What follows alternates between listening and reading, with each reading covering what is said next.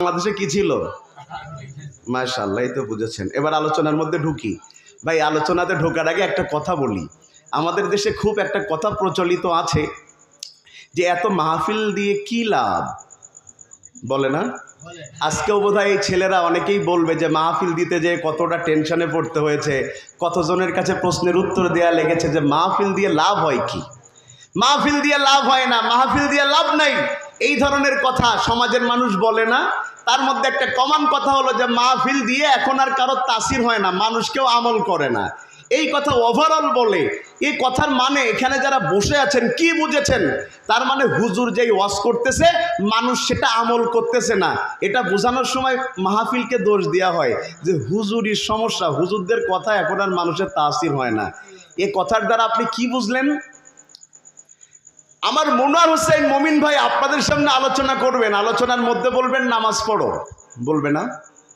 কথা বলছেন না, বলবে না? রোজা রাখো, হজ করো, যাকাত দাও, এই কথাগুলো বলবে। তো হুজুরের ওয়াজে কাজ হচ্ছে না মানে কি? আমার মনোয়ার হোসেন মমিন ভাই বলতেছেন যে তোমরা নামাজ পড়ো, কিন্তু আপনারা নামাজ পড়ছেন না। এর দ্বারা আপনি কি বুঝালেন? হুজুরের ওয়াজে কাজ হচ্ছে না কি বুঝালেন? যে হুজুর নামাজ পড়তে বলছে, আমরা নামাজ পড়ছি না। কিয়ামতের দিনে এই কথা বইলেন, আল্লাহ কি করে সেদিন একটু তাকায় তাকায় দেখেন। হুজুর যদি নাও বলতেন তাও তো আপনার উচিত ছিল সালাত আদায় করা। আপনি কেন এটা হুজুরের উপরে চাপাচ্ছেন? বরং আমি আপনাকে স্পষ্ট একটা উদাহরণ দেই, যেই উদাহরণটা এসেছে পাকিস্তান জামাত ইসলামীর আমির থেকে। তার কাছে প্রশ্ন করা হয়েছে যে আপনারা এতদিন ধরে দেশে রাজনীতি করছেন কিন্তু ইসলাম কায়েম করতে পারছেন না, এটা কি আপনাদের ব্যর্থতা নয়? উনি উত্তর দিচ্ছেন, মুয়াজ্জিন যদি তোমাকে নামাজের জন্য আজান দিয়ে ডাকে, তুমি যদি মসজিদে না আসো, এটা কি মুয়াজ্জিনের ব্যর্থতা নাকি তোমার ব্যর্থতা? তো হুজুরের কথা আপনি শুনলেন না, এটা হুজুরের ব্যর্থতা নয়। এই যে অভিযোগ আপনি দিচ্ছেন ওয়াজে কাজ হচ্ছে না, বাচ্চারা টাকা চাইতে গেলে উল্টাপাল্টা কথা বলছেন, শুনেন, এই কথা বলে কিয়ামতের দিন আল্লাহর কাছে দাঁড়াতে পারবেন না। বরং হুজুর বলুক আর না বলুক, আপনাকে আমল করার মাধ্যমেই আল্লাহর জান্নাতে যাওয়া লাগবে। বিষয়টা খুব ক্লিয়ার হওয়া দরকার।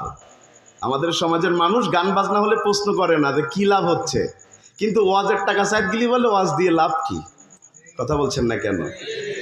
রাম গীতা পড়লে তোমার হয় না কোনো ক্ষতি, জিহাদি বই বলে ধরো কোরআন থাকে যদি, যাত্রাপালা করলে তোমার হয় না অপমান, শুধু বাংলাদেশে বন্ধ করতা তাফসিরে কোরআন। তুমি হিন্দু না মুসলমান নাকি উভচরী শয়তান? ঠিক না ঠিক? যারা কোরআনের মাহফিল বন্ধ করেছে, ওয়াইজা তুতলা আলাইহিম আয়াতুনা বাইয়িনাতিন তাগরিফু ফি উজুহিল লাযিনা কাফারুল মুনকার ইয়াকাদুনা ইয়াসতুনা বিল্লাযিনা ইয়াতলুনা আলাইহিম আয়াতিনা। যারা বক্তাদের হক কথা বন্ধ করেছে, কোরআনের মাহফিল 144 ধারা জারি করেছে, কোরআনের মাহফিলে এসে বক্তার কাছ থেকে মাইক কেড়ে নিয়েছে, বক্তার মা বাপ তুলে গালি দিয়েছে, উতুল্লিম নাদা যালিকা জানিন, তারা বৈধ ঘরের সন্তান হতে পারে না, বৈধ ঘরের সন্তান হতে পারে না। ক্লিয়ার কথা। কোরআন আছে যেখানে, আমরা আছি। এবার আলোচনার মধ্যে ঢোকা যাক। কোন সূরা থেকে কথা বলছি? সূরাতুল জুমআ। মন দিয়ে শুনেন। এবার সবার কি একটু আমার দিকে নজর এসছে? শুনেন। দুনিয়াতে রাসূল পাঠিয়েছেন কে? আল্লাহ। জোরে বলেন না, পিছনে ভাইরা বলেন, রাসূল পাঠিয়েছেন কে? আরো জোরে বলেন, আরো মন খুলে বলেন, মাশাআল্লাহ। রাসূল পাঠিয়েছেন কে? আল্লাহ। কাদের মধ্য থেকে? ফেরেশতাদের মধ্য থেকে? জিনেদের মধ্য